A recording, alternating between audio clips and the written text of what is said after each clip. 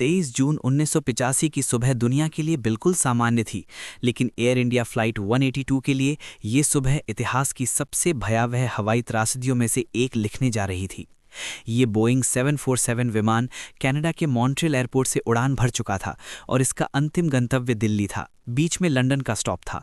विमान के अंदर 329 लोग सवार थे, जिनमें ज्यादातर भारतीय मूल के नागरिक थे।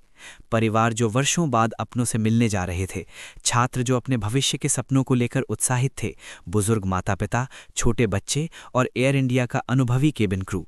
एयरपोर्ट पर विदाई के दृश्य भावुक तो थे, लेकिन सामान्य। किसी ने ये नहीं सोचा था कि ये मुस्कानें आखिरी होंगी। उड़ान के शुरुआती कई घंटे शांतिपूर्ण रहे। विमान अटलांटिक महासागर के ऊपर 31,000 फीट की ऊंचाई पर स्थिर गति से उड़ रहा था। यात्रियों को खाना परोसा जा चुका था। कुछ लोग सो रहे थे, कुछ किताब पढ़ रहे थे और कुछ खिड़की से अंतहीन नीले समंदर को देख रहे थे। कॉकपिट में पायलट नियमित रेडियो संपर्क बनाए हुए थे। सब कुछ नियंत्रण में लग रहा था, लेकिन इसी शांत माहौल के पीछे मौत पूरी तैयारी के साथ मौजूद थी।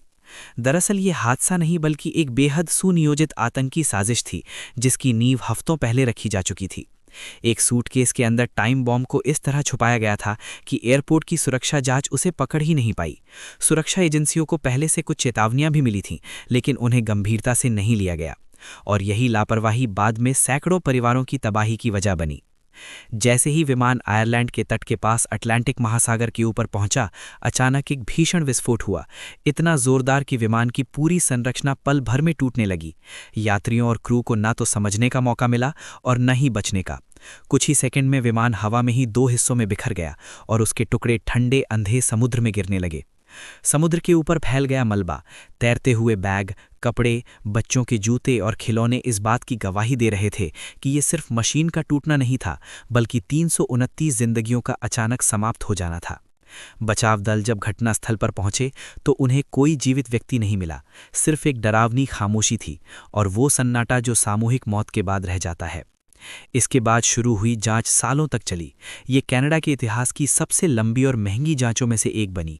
लेकिन हैरानी की बात यह थी कि इतने बड़े आतंकी हमले के बावजूद न्याय की प्रक्रिया बेहद धीमी रही। सबूतों के बावजूद कई आरोपी सजा से बच निकले। सरकारी एजेंसियों की गलतियां उजागर हुईं, इंटेलिजेंस फेलियर सामने आए, लेकिन पीड़ित परिवारों को कभी पूरा इंसाफ नहीं मिला। वर्षों तक माता पिता अपने बच्चों की तस्वीरें लेकर अदालतों के चक्कर काटते रहे। पत्नियां अपने पतियों के लिए जवाब मांगती रहीं और बच्चे अपने माता पिता की यादों के सहारे बड़े हुए। एयर इंडिया फ्लाइट 182 सिर्फ एक विमान दुर्घटना नहीं थी, ये सिस्टम की नाकामी, चेतावनियों की अनदेखी और आतंकवाद की उस सच्चाई का प्रतीक बन गई जिसने दिखा दिया कि जब सुरक्षा और जिम्मेदारी में जरा सी भी चूक होती है तो उसकी कीमत निर्दोष लोगों को अपनी जान देकर चुकानी पड़ती है।